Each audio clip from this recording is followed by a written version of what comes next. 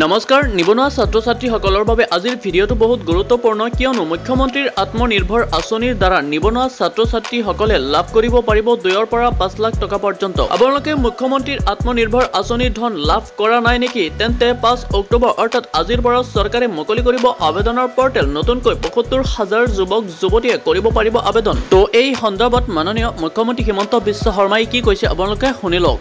বহু ল'ৰা ছোৱালীয়ে চৰকাৰী চাকৰিৰ বাবে পৰীক্ষা দিয়ে। চৰকাৰী চাকৰি সকলোকে দিয়াটো সম্ভৱ নহয়।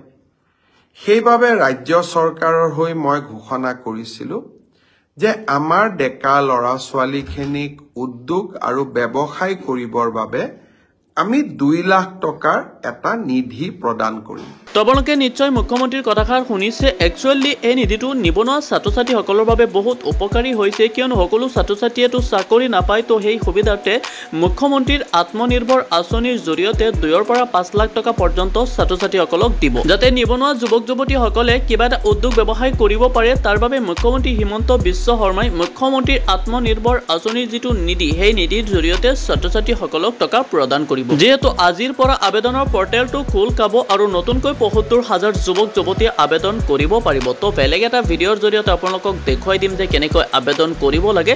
গতিকে ভিডিঅ'টোত এটা লাইক কৰি চেনেলটো ছাবস্ক্ৰাইব কৰি থ'ব, যাতে এনেকুৱা ধৰণৰ ভিডিঅ' পাই থাকে আৰু আবেদন কেনেকৈ কৰিব লাগে তাৰ ভিডিঅ'টো অগতীয়াকৈ পাই যায়।